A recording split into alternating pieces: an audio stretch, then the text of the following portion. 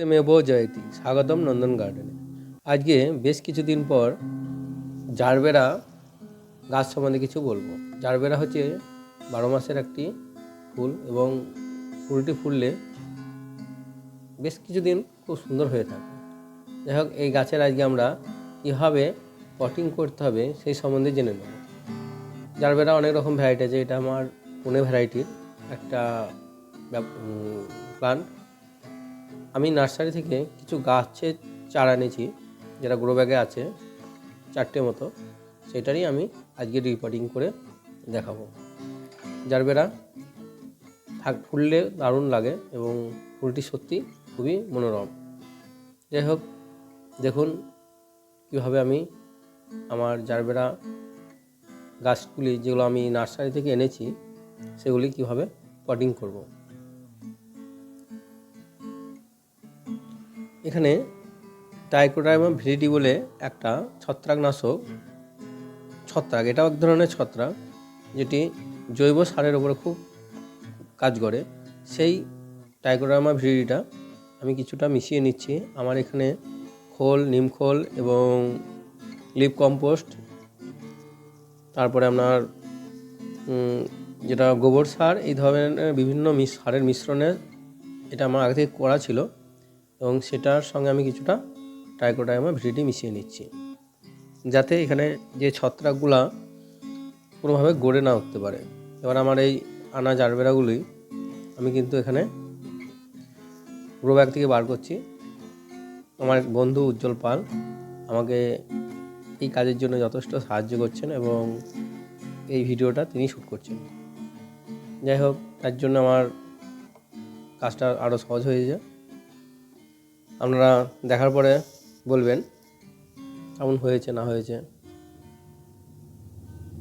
Gerbera গাছ যেটা এর গোড়া থাকে, সেই গোড়াতে কিন্তু ওই গোড়া থেকে এর সমস্ত শাখা প্রশাখা বের হয় এবং সেই গোড়াটি যাতে ভালো করে পরিষ্কার হয়ে থাকে এবং শুকনো পাতাগুলো যদি ছাড়িয়ে নেওয়া হয়, তাহলে কিন্তু গাছটি আর ফাঙ্গাস লাগার ভয় থাকে না।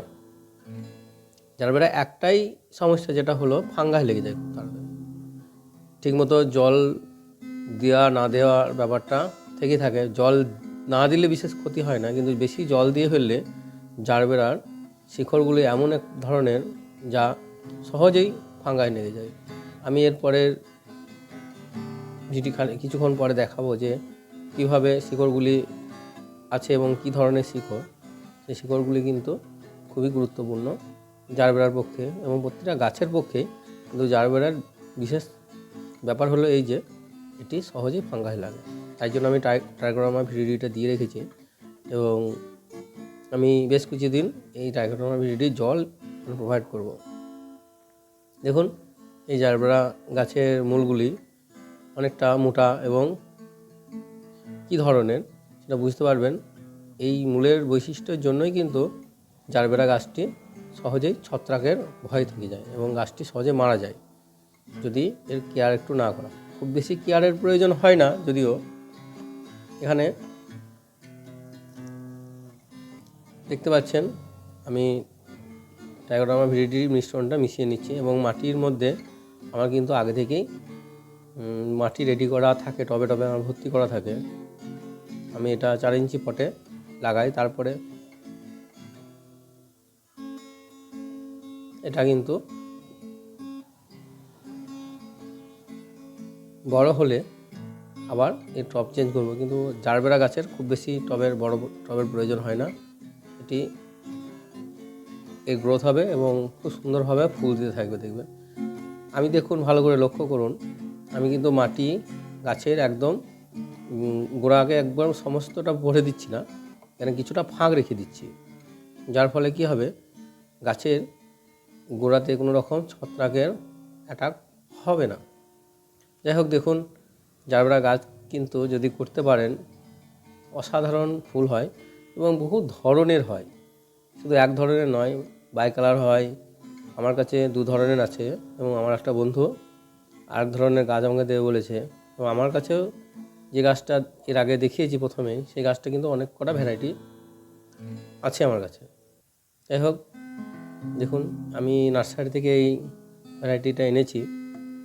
এটা পুনে ভ্যারাইটি বলে দিয়েছে।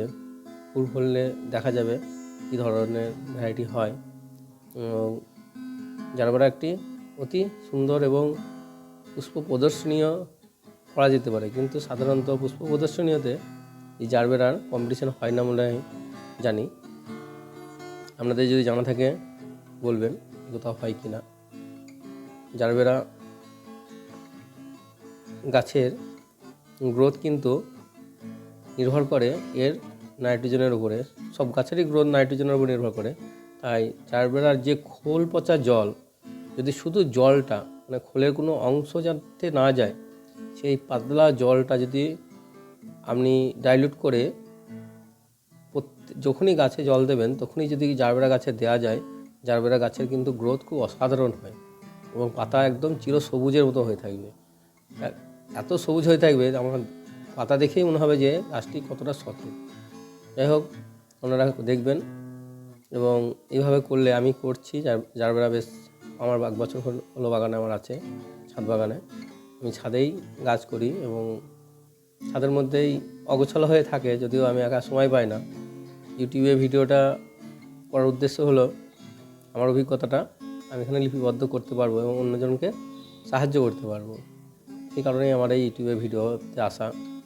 আমার সময়ের জন্য হয়তো দীর্ঘদিন গ্যাপ হয়ে গেল, আবার চেষ্টা করলাম একটা দেওয়ার। এরপরে আবার সময় পেলে আবার হয়তো দেব। এটা হচ্ছে আমার 3টে জারবেরা অলরেডি প্রতিস্থাপন হয়ে গেছে, আর একটা আগে করেছিলাম।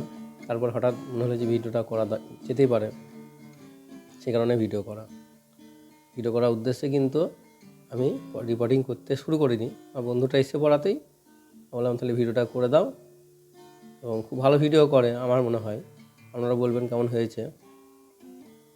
এইভাবে আপনারা আমার জারবেরা গাছের দেখবেন। এটা অ্যাগ্লোনিমা ভ্যারাইটির গাছ।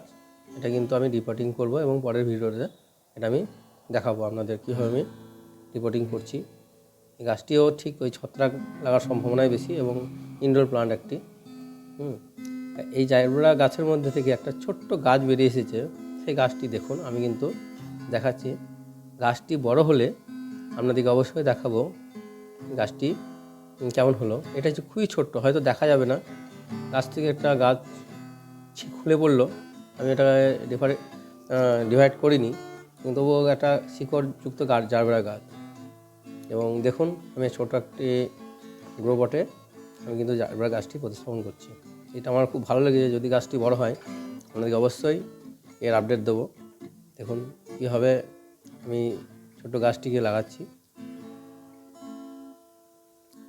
সহজে এটা ভিজিবল নয়, আমার অত উন্নত মানের ক্যামেরাও নয় যেটা ভালো করে দেখা যাবে। তো দেখুন, চেষ্টা করলে হয়তো দেখা যাবে। চেষ্টা করাচ্ছি ছোট্ট বড় একটা জারবেরা গাছের সঙ্গে হয়তো গ্রোথ নিচ্ছিল, কিন্তু ওটাকে সহজে খুলে গেল আমি মাটি থেকে ছাড়াবার সময়। সেই কারণেই আমি কিন্তু এটা এক্সট্রাভাবে দেখালাম, যাতে এই গাছটি বড় হবে। হয়তো আমার মনে হয় গাছটি মারা যাবে না, যেটুকু যত্ন হয়তো জানি গাছের, সেই বিশ্বাসেই বলছি হয়তো বড় হবে, কিছু সময় নেবে। খুবই ছোটো, দেখুন, দেখলে বুঝতে পারবেন গাছটি কত ছোট। যাই হোক, এইভাবে আমি জারবেরা উপস্থাপন করেছি। সকলে ভালো থাকবেন, সুস্থ থাকবেন এবং ভিডিও দেখে কমেন্ট করবেন কেমন কী জানতে পারলেন বা কিছু জানানোর থাকলে জানাবেন। সকলকে ধন্যবাদ দিয়ে শেষ করছি।